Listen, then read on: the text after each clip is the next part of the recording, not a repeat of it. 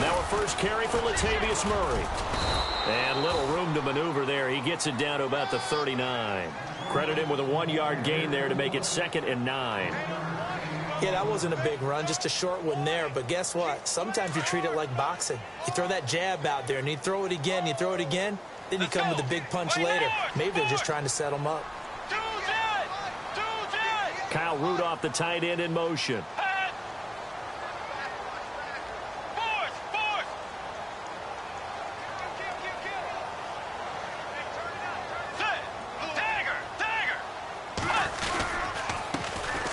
They run it with McKinnon. Trying to find a lane, but instead he'll get back to the line of scrimmage and no more. No gain on the play there, so that doesn't help. Now they're looking up at a 3rd and 9 situation.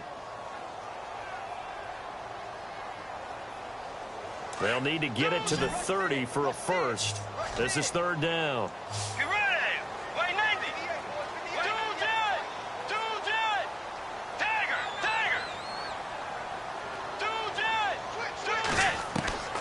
From the gun, Bridgewater. Throw left side, on target to Thielen. And he'll get it down on the play to the 37. 2 yards is all they'll get on the completion. It's 4th down. They didn't get the first down, but I have to say I do like the call. I like what they were trying to do. Try and hit your receiver on the run and see if he can pick it up. Keep it on his feet, get a little rack yardage. Yeah, but a nice job defensively to get to him and keep him short of the first. So they get the ball first here in front of the home crowd under the lights, and they get 3 points out of it. And there's something about a night game, isn't there? A little extra snap, a little extra crisp in the air. What a terrific way to get things started. A little extra excitement, a little extra dazzle for the home crowd. And Seattle now ready to march out of the field. And on that last drive, went for it on 4th, turned it over. But good job by their defense, though. They held them to 3, but this offense, they've got to be a little bit better, a little bit more careful here. And sometimes when you see these calls on 4th down, when they decide to go for it, it's not necessarily the coach saying, I believe in my offense. Sometimes the coach saying, I believe in my defense. I can afford to go for it here, because if we don't get it, I don't think we'll give up more than 3. And that's exactly what happened there. You think that factored in? I do. I think that he had that in his mind going into the game, that I'm going to be aggressive on offense because I know I've got a defense that can hold up their end. See if they stay on the ground for 2nd down.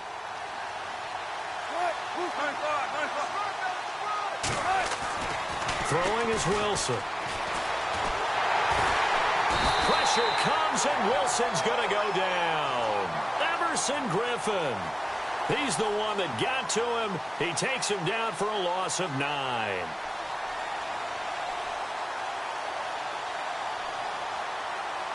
Wilson of the Seahawks looking for something big following the sack. It's 3rd and long here.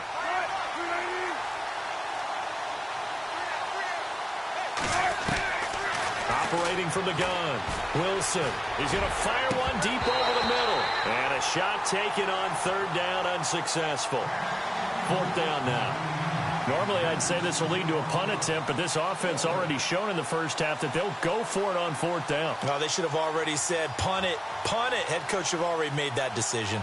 So on 4th down, as seen on TV, here's their resident strongman, John Ryan, on to punt.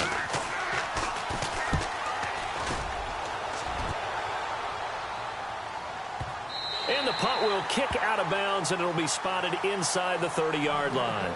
And now out comes Minnesota. And they split the uprights last time for 3. They've got the lead. They're not going to play this conservative. They're not hoping for another field goal. They're hoping for a touchdown. I'm with you on that one. I like where your head is. I like the way you're thinking because you're exactly right. Trying to sit on a lead and play that way, that doesn't work too well for most teams. Run your offense. Run what you do best. Exactly. Put it all the way down and try to increase your lead in a big way. And the best way to do it, touchdowns.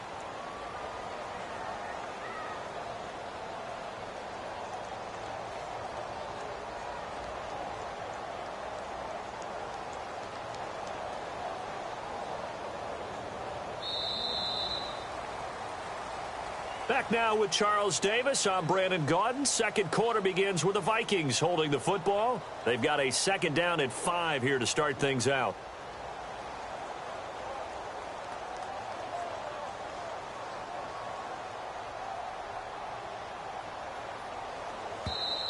And before this second down play, we'll get a whistle, a signal, and a timeout. They'll have 2 remaining as we step aside here in this second quarter. Looks like the defense in press coverage here. McKinnon. It'll only be a gain of a yard, and it sets up a 3rd down and 4 now. Well, so many times we look at a short run and we praise the offense for trying to set the tempo and establish things, but the defensive guys, hey, they just won the battle there. It wasn't a big run given up. They don't always have to absorb the body blows. Sometimes they dish them out themselves.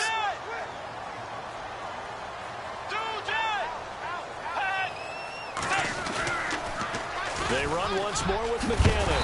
And he's got the first down as he's up to the 45-yard line. We'll give him 10 yards on that one, and that'll earn him a fresh set of downs. That was a big conversion there on 3rd down, and I remember playing, and all the time on the sidelines, you hear a coach calling for the punt team to get ready on 3rd down because you can't call for it on 4th down. It's too late getting on the field. So a lot of times you're lining up, and the offense can see you lining up. Occasionally it serves as motivation for them. I'm not letting these guys back out here. I want to keep the ball in offense, and that's exactly what they did. Under 4 to go now as the clock runs and they come up on 2nd down.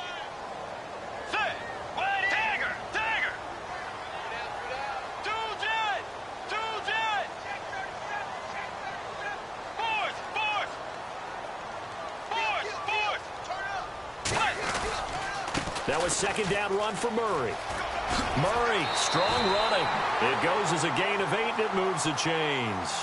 Looks like they're establishing a pretty good pattern here because they've been very heavy in the running game on the last 4 plays. Yeah, you took the words right out of my mouth. So far, 4 plays in this drive, all 4 on the ground.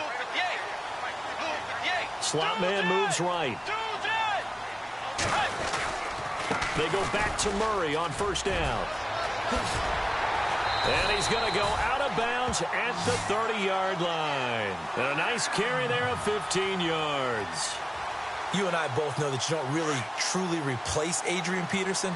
But Latavius Murray's a really good back. Similar running styles, too. Won't wear the same number, we know that. But when you see him run, you might see a little bit of that in him. Upright with some power.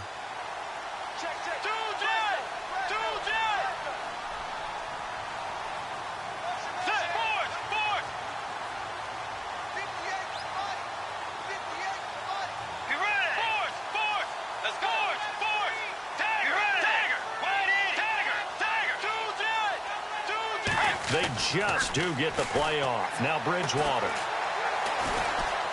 Flush to his right. And he can't find a receiver, and he's brought down. Cliff Averill able to get in there and drop him behind the line.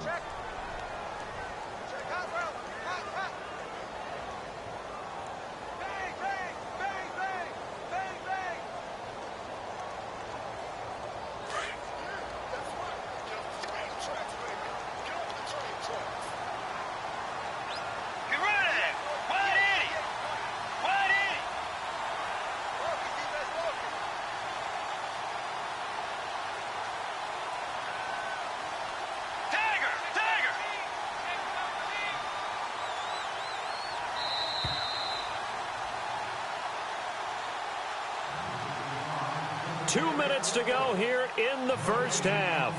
More from Minneapolis after this.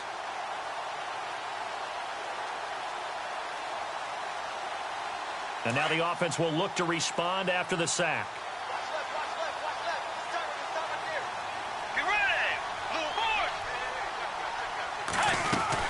They'll run it now out of the gun. They'll get it to the 23-yard line. It'll be a gain of 7, and they get it back to a 3rd and 3. Getting had a ton of success here so far, but you get the feeling that he might be on the verge of popping one. Yeah, even on that one, there was a little bit of a hole, but it closed there quickly at the end. On 3rd and short, going with their tight end. And he's going to lose yardage and be backed up to the 25. And now the Seahawks are going to take a timeout here on defense. It's just their first, so they'll have 2 remaining here before we get to halftime. And Forbath will put this one through, and that will add 3 more to their lead. It pushes it up to 6. So the scoring drive encompasses 9 plays, but the net gain, 3 points. And you're going to have drives like that in this league. Sometimes you just got to take the 3 and move on. Always better than nothing. Tyler Lockett now with a return. And the decision to bring it out is going to cost him about 7 yards all told as he's taken down back shy of the 20. Seattle now ready to march out of the field. And 3 and out on the last drive. No points on the scoreboard. A little soul-searching now? I would say so, and they need to help out their defense a little bit. They've had to be on the field a lot more than normal, put them in some tough spots. But what's the old adage? When you get another chance, it gives you a better chance to do it right. It's a 6-yard pickup, and it gets them to 2nd and 4. Let's talk a little football 101 here, because one of the keys to advancing the ball downfield, success on first down. Huge difference, as we know, between 2nd and 4 and 2nd and 8 and 9. Another timeout called by the Vikings now. So that means they're down to 1 remaining here as we head toward halftime. The Seahawks on 3rd down. 0 for 3 to this point. They could use a conversion. This will be 3rd and 6. From the gun, Wilson. He finds his man, Baldwin. And he'll be taken down, but not before he gets into enemy territory. A big 30-yard play on 3rd. They'll run it now out of the gun. And a pretty big hole as he's down to about the 40.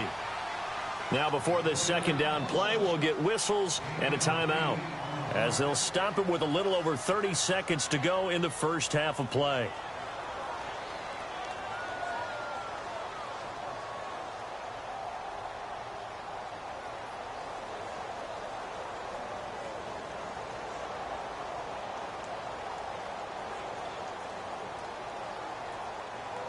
Second down following the run. Looking to jam the receivers at the line here. Press coverage look defensively.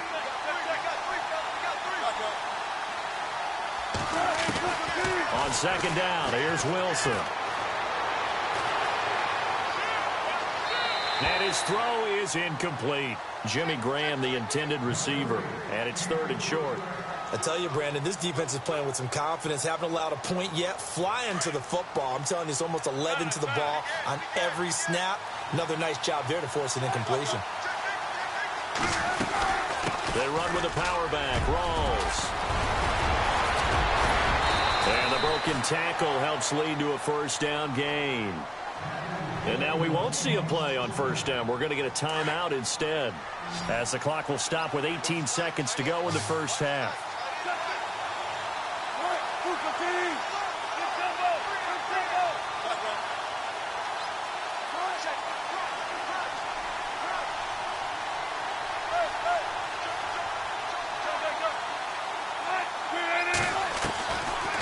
They stay on the ground. Rawls again.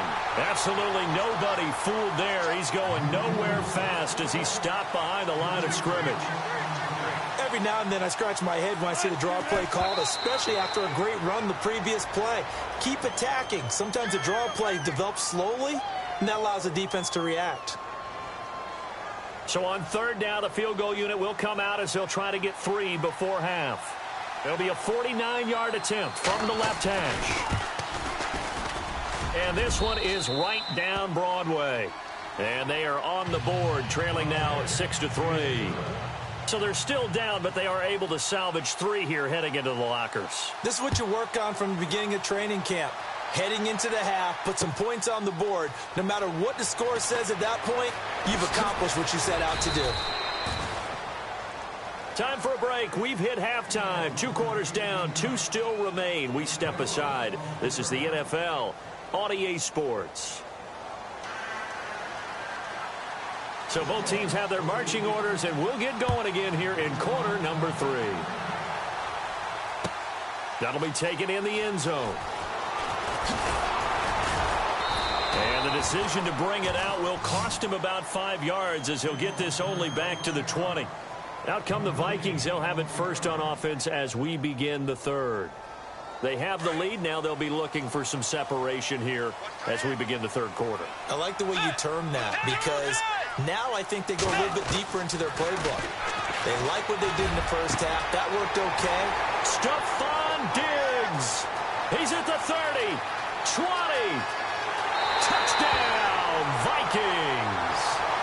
Stephon Diggs, an 80-yard touchdown. And the Vikings are going to add on to their lead.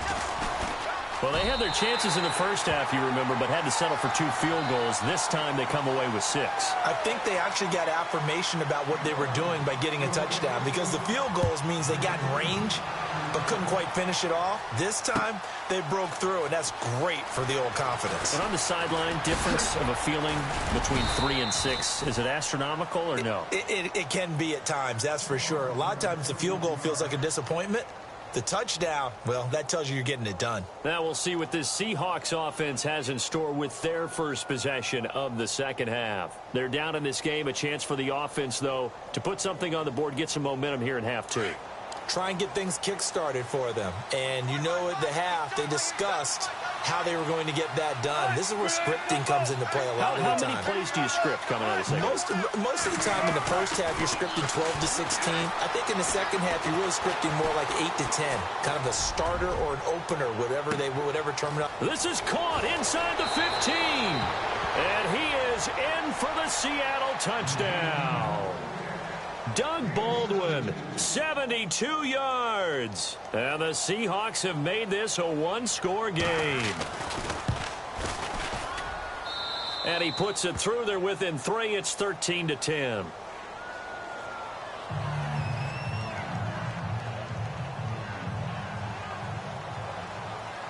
Here's Walsh now to kick this one off. That's fielded in the end zone. And he will take it back only to about the 13-yard line here. Well, conventional football 101, tells us if you don't get it back to the 20-yard line on a kickoff return, that's a disappointment. But some of these teams, special teams coaches, with approval by the head coach, they give them full authority to go ahead and bring it out and try to be aggressive, almost what we call the green light, red light theory. Green light means go, red light means stop.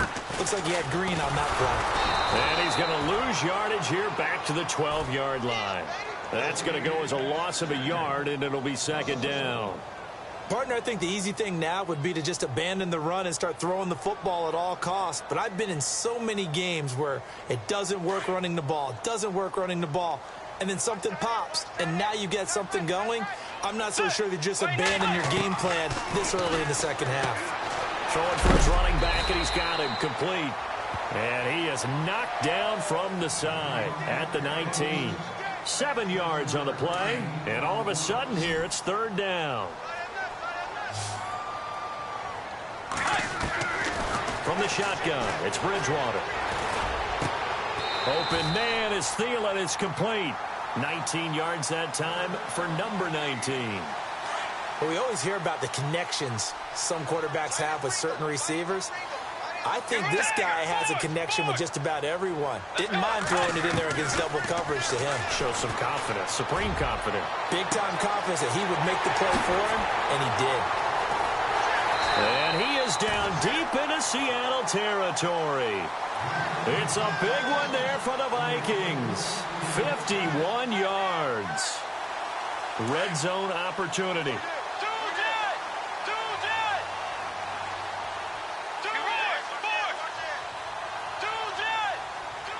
They just do get the playoff as he'll look to throw.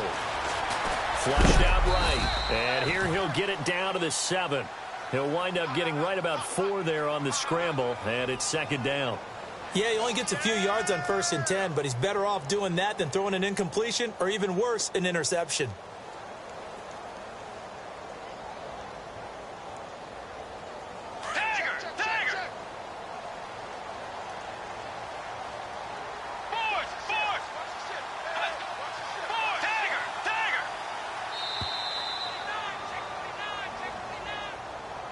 He didn't even try to signal for a timeout, so they must have not been aware of the numbers. I think he lost track of the time left in the play clock and probably was trying to read the defense and trying to figure out which play to run and just lost track, and it cost him.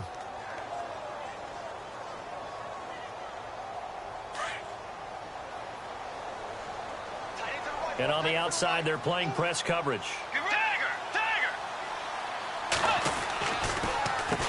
Now McKinnon. And he's going to work this one down to about the 5.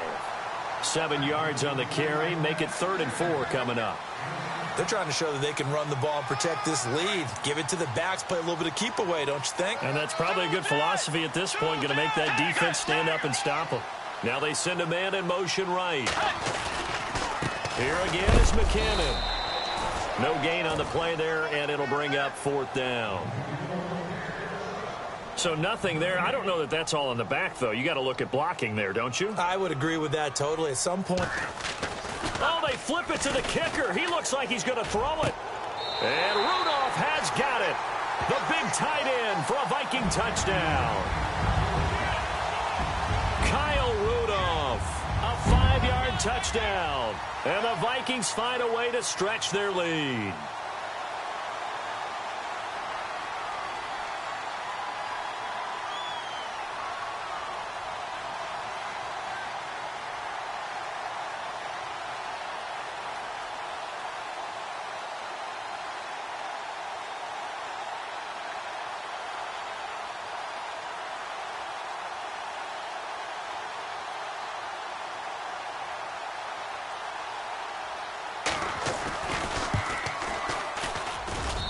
And his guys will take a 10-point lead. The kickoff team on the field now as they will send this one away. That'll be taken in the end zone. And a big collision there as he winds up flat on his back. The Seahawks offense now, they get set to go back to work. And last time the formula was pretty simple. One play drive, long pass. That maybe they just want to do that again, right? And that's exactly how you want to draw things up. Whether it's on your grease board, right, in your playbook, one play drive is exactly what you want on offense. What they have to be careful of is not having a letdown. It was really easy last time. They can't expect that going forward. Yeah, we'll see if it's that easy here. And he'll be brought down here at the 28. And we return, welcoming you back to Minneapolis. It's the Seahawks with possession of the football, but they do trail here to begin quarter number 4. Possible run anticipation. Here's the D-line sandwiches together. And that one goes incomplete. He's maybe lucky it wasn't a fumble as he got hit as he threw it. Really nice play by the guys on the defensive side of the ball, but for the guys on the offensive line, they're doing a nice job of trying to protect their passer. But when a guy hops in the air and goes airborne to try and knock one away, it's difficult because you can't reach out and grab him. That'll be a holding penalty. So all you're trying to do is make some type of a play on him, make some type of contact to try and get his arms out of the sky. On 1st and 10, it's Wilson, eluding the pressure right. And he just gets rid of it, throws it away. The wise move there, looked like nobody open, now 2nd down. I hope I don't sound too rah-rah on that one, but that's the exact right throw. Either your receiver gets it or no one gets it. Give him a lot of credit for being really precise with it. Got rid of it, no one got it.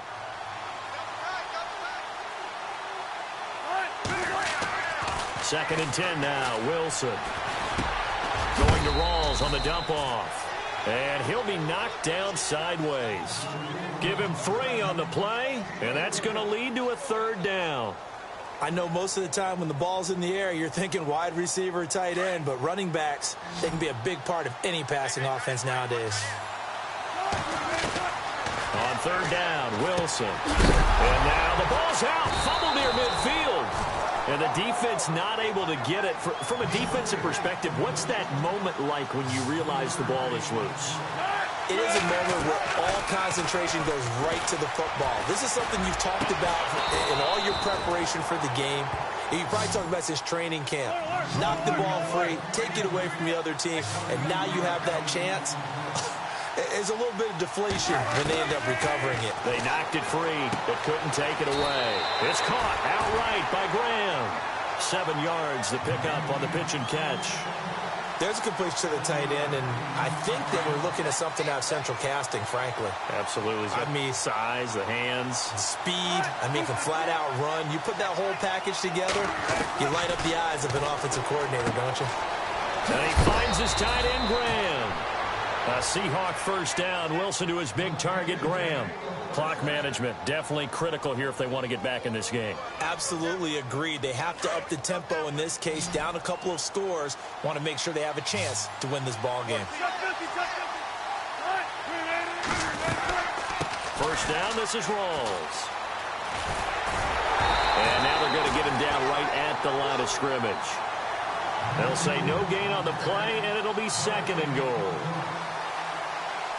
Partner, when it's a goal-to-go situation, if you're on the field on defense, you have to know that you may be called on to make a tackle at any time. Here, the cornerback does exactly that. Plays the run really well and makes a big play. He'll end up getting 5 out of that, but now they're looking at third down. Now, how about that play? He took a possible negative and turned it into positive yardage and slid down to avoid taking a big shot. Excellent job getting down and avoiding the big hit. They gotta have 6 here. It's third and goal. And some extras coming up on the line here, readying for the blitz. And he's going to be taken down right at the line. No gain on the play that time, so a big stop, and it's going to leave him with a 4th and goal. And Walsh able to convert it as his kick is good. And that will tighten this one up a bit. Now a one-score game at 20-13. All right, so you needed 2 scores to get back in the game. The field goal then maybe not exactly what they wanted, but it's a necessary first step. Still plenty of time remaining, but you could really use a stop defensively after the kickoff, preferably a 3-and-out. Or conventional football 101, tells us if you don't get it back to the 20-yard line on a kickoff return, that's a disappointment. But some of these teams, special teams coaches, with approval by the head coach, they give them full authority to go ahead and bring it out and try to be aggressive, almost what we call the green light, red light theory. Green light means go, red light means stop. Looks like you had green on that play. They begin the drive with a run by Murray. It's a loss of 2 there, bringing up second down.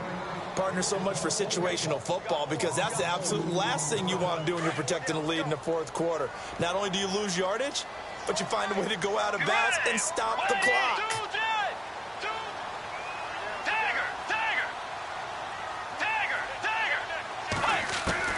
A second down throw for Bridgewater.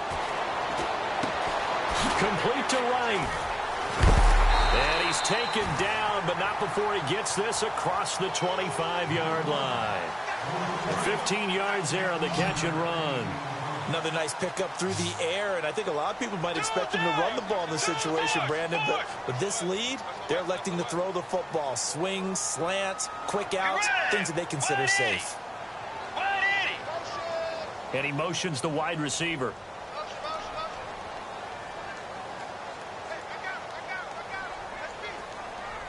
Kyle Rudolph, the tight end, in motion. Time for a break. We'll come back for the electrifying conclusion after this.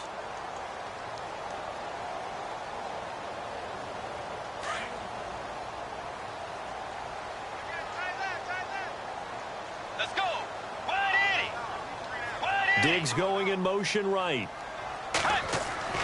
On 1st and 10, Bridgewater. And this one hauled in by Rudolph. And they're able to get this one across the 35. 11 more on that one and another first down. These guys are running offense like you drive. The pedal is down, stomp down. How about that? Back-to-back completions. They are rolling. So much for being conservative and running that football. Here's McKinnon. It'll be a pickup of 10 yards. And that'll make it second and a foot or so. Now the defense going to use the first of their timeouts. That'll leave them with 2 remaining. We'll be back after this.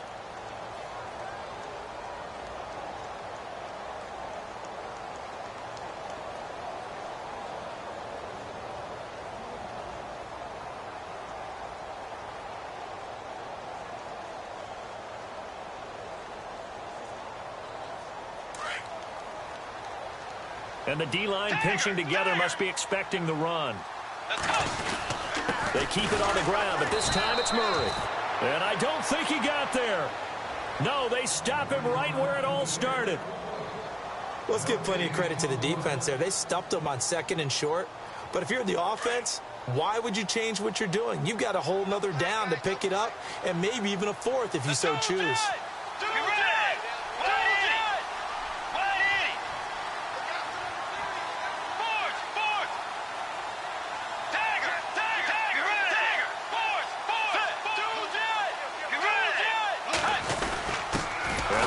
Fullback try and push the pile.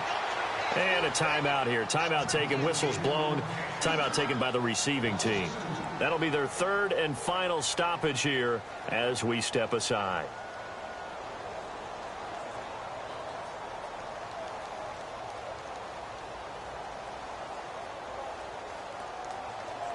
Here's Ryan Quigley now as he's on to punt for the first time tonight.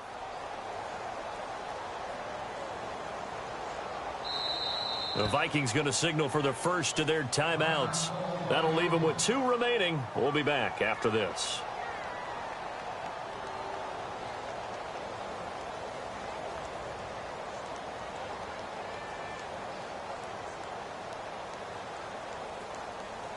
Here's Ryan Quigley now as he's on to punt for Minnesota.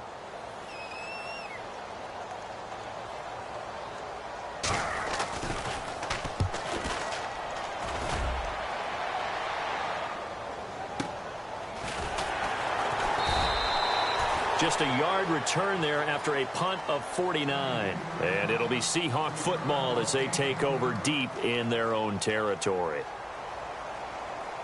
And not great starting field position here for the offense. And no press coverage here. They are backing off in the secondary.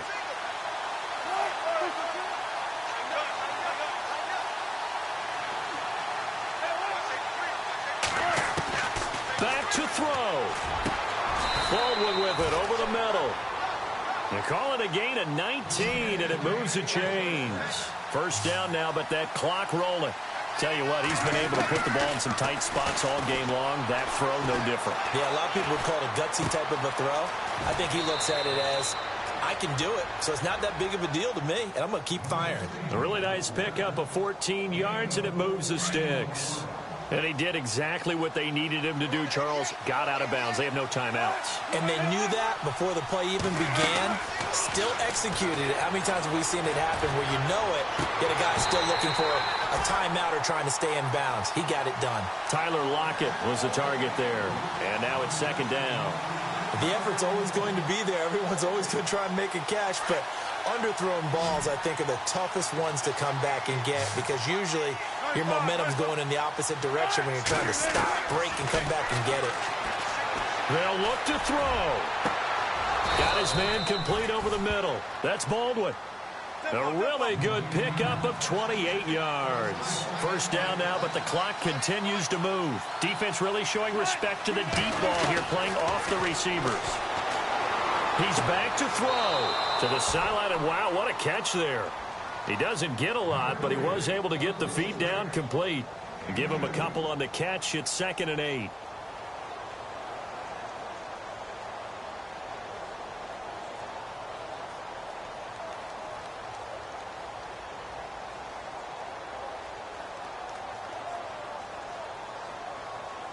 Second down, 8.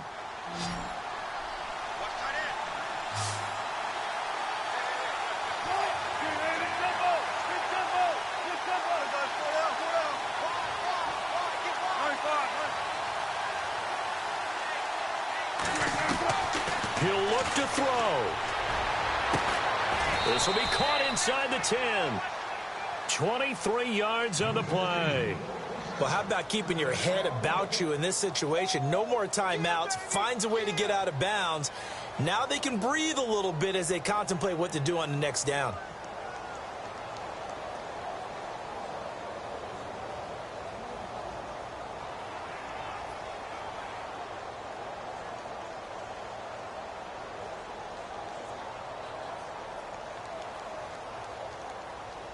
And here we go on 1st and goal.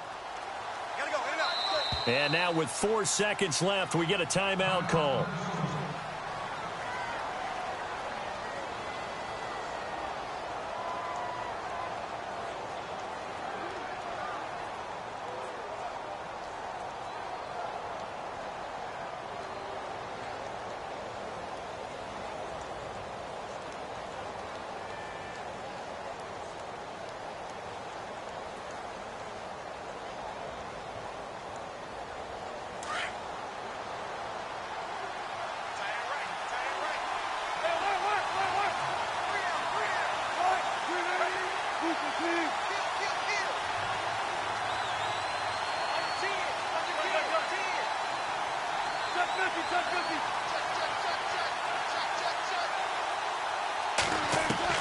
One last shot for Wilson.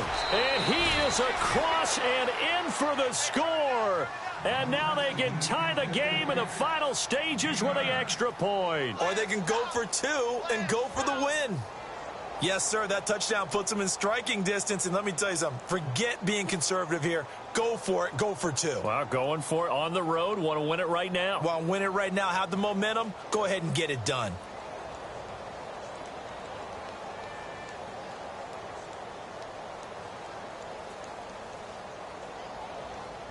And now they're going to go for two and a possible win as this crowd rises to make things difficult. And they're going to go soft on the corners. They'll try and run it in. And he'll get into the end zone as the two-point conversion is successful.